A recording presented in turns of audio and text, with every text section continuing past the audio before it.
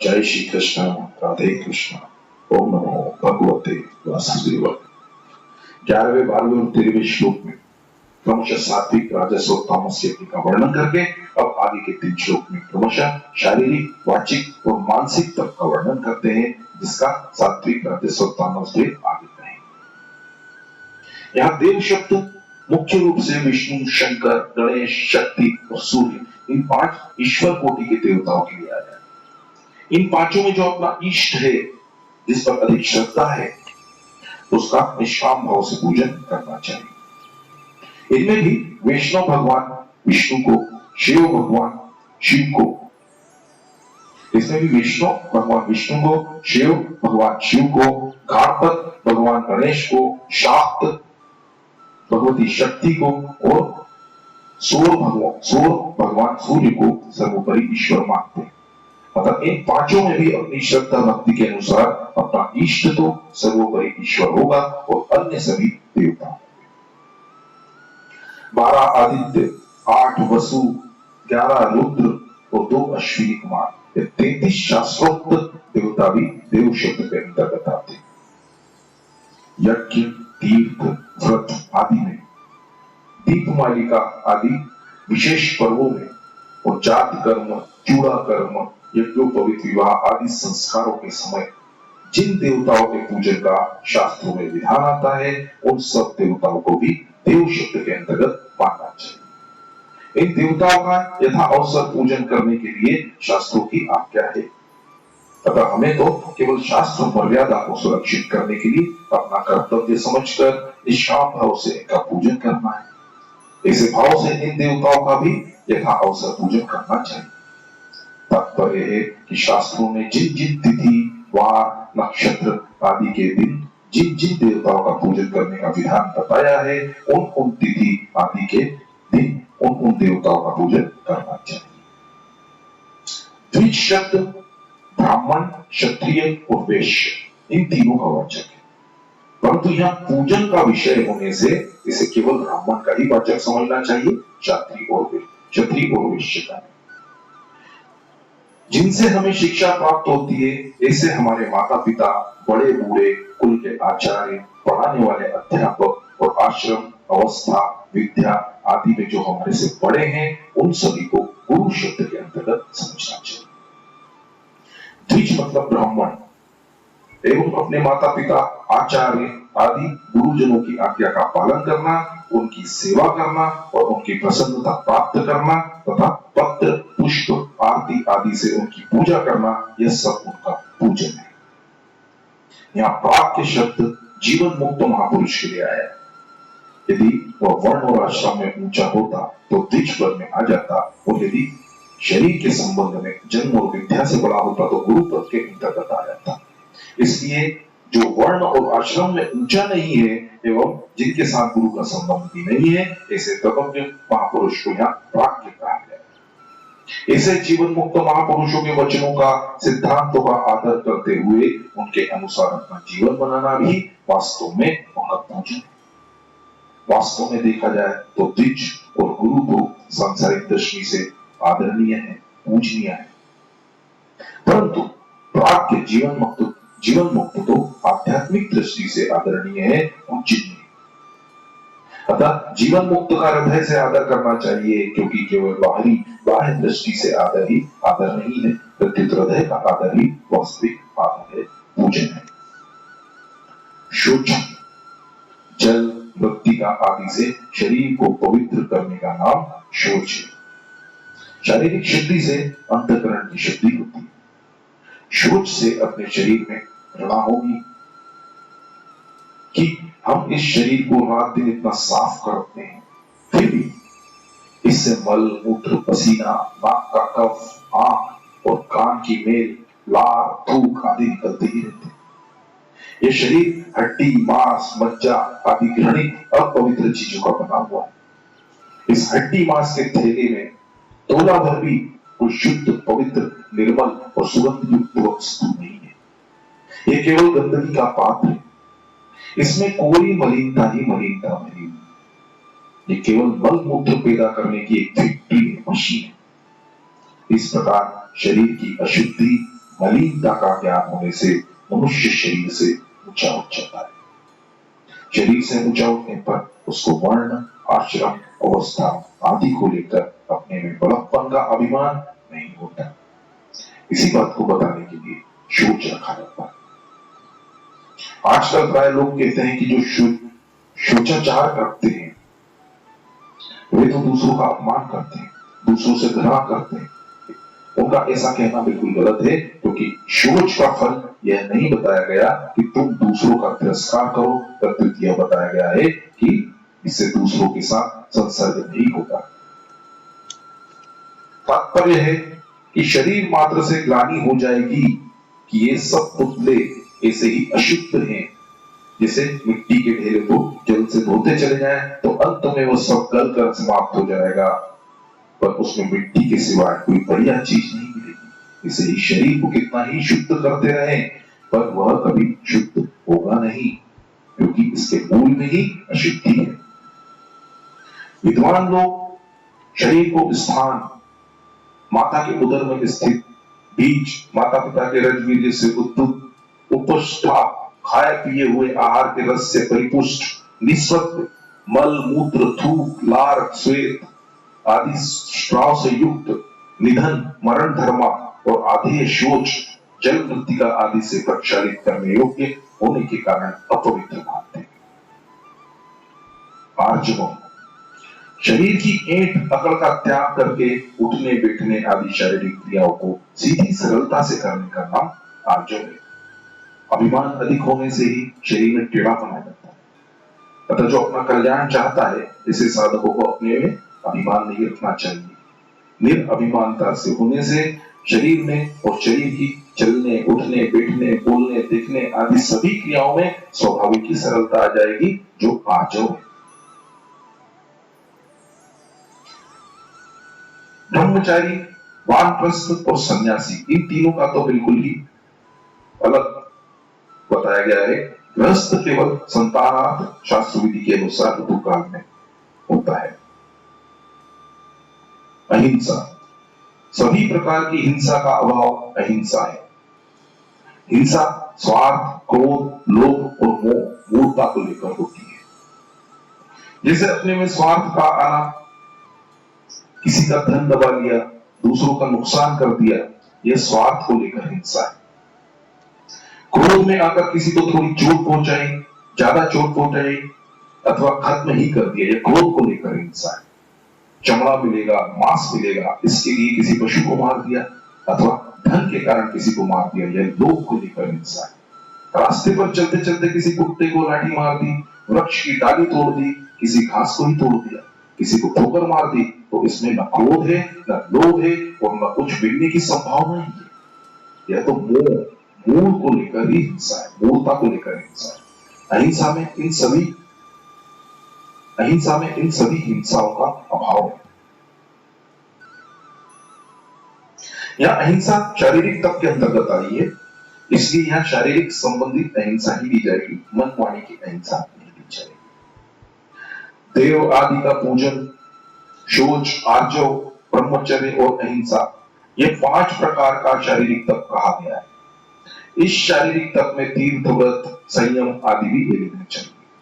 जब कष्ट उठाना पड़ता है, तपन होती है, तब वह तप होता है। परंतु उपयुक्त शारीरिक तप में तो कोई ऐसी बात नहीं है कि यह तप किस प्रकार हुआ। कष्ट उठाकर तो जो तप किया जाता है वो वास्तव में श्रेष्ठ कोटि का तप नहीं है। तप में कष्ट की मुख्यता रखने वाले को भगवान ने आसुर निश्चय वाला बताया।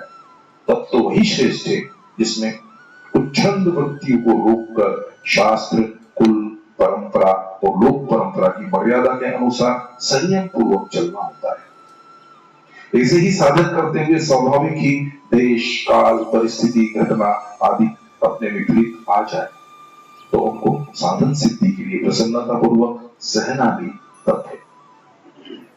इस तप में शरीर, इंद्रियां, मन आदि का संयम होता है। अष्टांग योग में जहां यम नियम आदि 8 अंगों का वर्णन किया गया है, वहां यम को सबसे पहले बताया है, यद्यपि 5 ही यम है।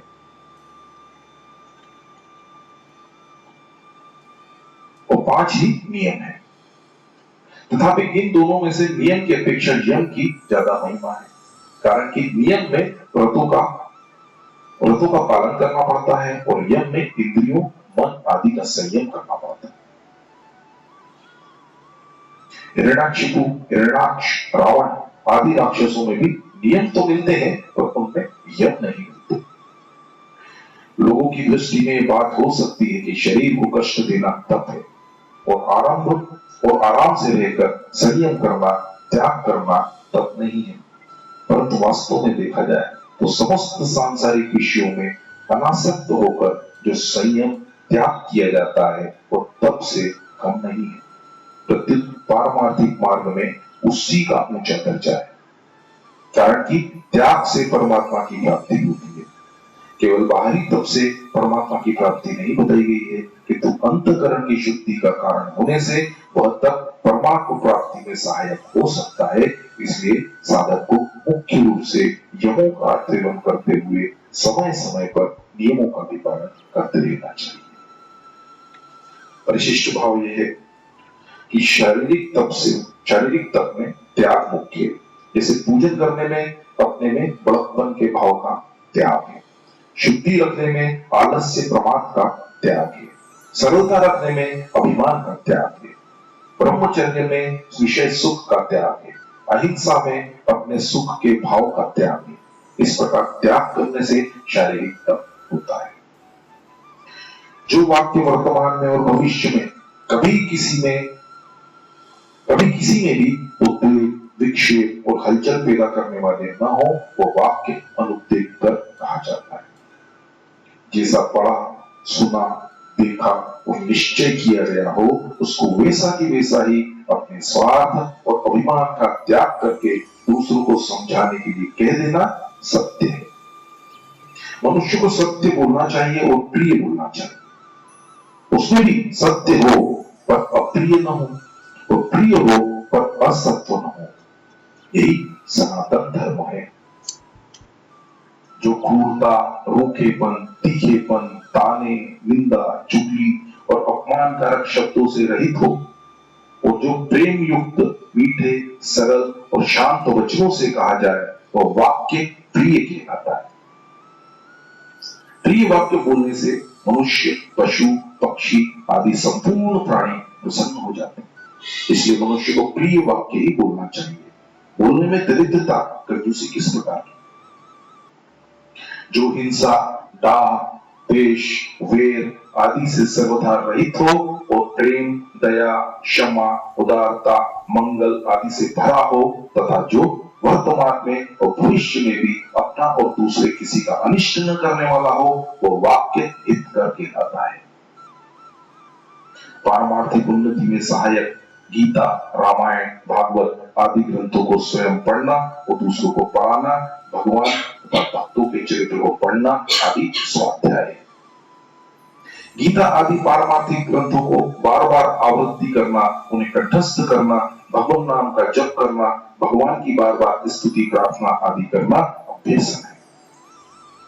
इन दो अवयवों के पदों में वाणी संबंधी तक की अन्य बातों को भी ले लेना चाहिए, जैसे दूसरों की निंदा न करना, दूसरों के दोषों को न कहना, प्रथा बकवास न करना, अर्थात जिससे अपना तथा दूसरों का कोई लौकिक या पारमार्थिक हित सिद्ध न हो, ऐसे वचनों को न बोले। पारमार्थिक साधन में बाधा डालने वाले तथा श्रृंगार रस के काव्य, नाटक, उपन्यास आदि न पढ़ना, अर्थात जिनसे काम, क्रोध, लोभ आदि को सहायता मिले, ऐसी पुस्तकों को न पढ़ना आदि। उपयुक्त सभी लक्षण जिसमें न होते हैं वो वाणी से होने वाला तप कहा जाता है। मन प्रसाद, मन की प्रसन्नता को मन प्रसाद कहते हैं। वस्तु, व्यक्ति, देश, काल, परिस्थिति, घटना आदि के संयोग से पैदा होने वाली प्रसन्नता स्थायी रूप से हरदम नहीं रह सकती, क्योंकि जिसकी उत्पत्ति होती है वह वस्तु स्थायी रहने वाली नहीं होती। परंतु दुर्गुण, दुराचारों से संबंध विच्छेद होने पर जो स्थायी तथा प्रकट होती है वह हरदम रहती है और वही प्रसन्नता मन, बुद्धि आदि में आती है, जिससे मन में कभी अशांति होती ही नहीं, अर्थात मन हरदम प्रसन्न रहता है। मन में अशांति, हलचल आदि कब पैदा होते? जब मनुष्य धन, संपत्ति, स्त्री, पुत्र आदि नाशवान चीजों का सहारा ले लेता है, जिसका सहारा उसने दे रखा है, वे सब चीजें आनी जाने वाली है, स्थायी रहने वाली नहीं। तथा उनके संयोग वियोग से उसके मन में हलचल आदि होती है। यदि साधक न रहने वाली चीजों का सहारा छोड़कर नित्य निरंतर रहने वाले प्रभु का सहारा ले ले, तो फिर पदार्थ, व्यक्ति आदि के संयोग वियोग को लेकर उसके मन में कभी अशांति, हलचल नहीं होगी। मन की प्रसन्नता प्राप्त करने के उपाय बताए। पहला, सांसारिक वस्तु, व्यक्ति, परिस्थिति, देश, काल, घटना आदि को लेकर मन में राग और द्वेष पैदा न होने देना। दूसरा, अपने स्वार्थ और अभिमान को लेकर किसी से पक्षपात न करना। तीसरा, मन को सदा दया, क्षमा, उदारता आदि भावों से परिपूर्ण रखना। चौथा, मन में प्राणी मात्र के हित का भाव रखना। पांचवा, जो शरीर के लिए हितकर एवं नियमित भोजन करने वाला है, सदा एकांत में रहने का स्वभाव वाला है, किसी के पूछने पर कभी कोई हित की उचित बात कह देता है, अर्थात बहुत ही कम मात्रा में बोलता है, जो सोना और घूमना बहुत कम करने वाला है। इस प्रकार जो शास्त्र की मर्यादा के अनुसार खान, पान, विहार आदि का सेवन करने वाला है, वह साधक बहुत जल्दी चित्त की प्रसन्नता को प्राप्त हो जाता है। इन सभी उपायों से मन सदा प्रसन्न रहता है। हृदय में हिंसा, क्रूरता, कुटिलता, असहिष्णुता, द्वेष आदि भाव के न रहने से एवं भगवान के गुण, प्रभाव, दयालुता, सर्वव्यापकता आदि पर अटल विश्वास होने से साधक के मन में स्वाभाविक ही सौम्य भाव रहता है। फिर उसको कोई टेढ़ा वचन कह दे, उसका तिरस्कार कर दे, उस पर बिना कारण दोषारोपण करे, उसके साथ कोई वेर द्वेष रखे या उसके धन, मान, महिमा आदि की हानि हो जाए, तो भी उसके सौम्य भाव में कुछ भी फर्क नहीं पड़ता।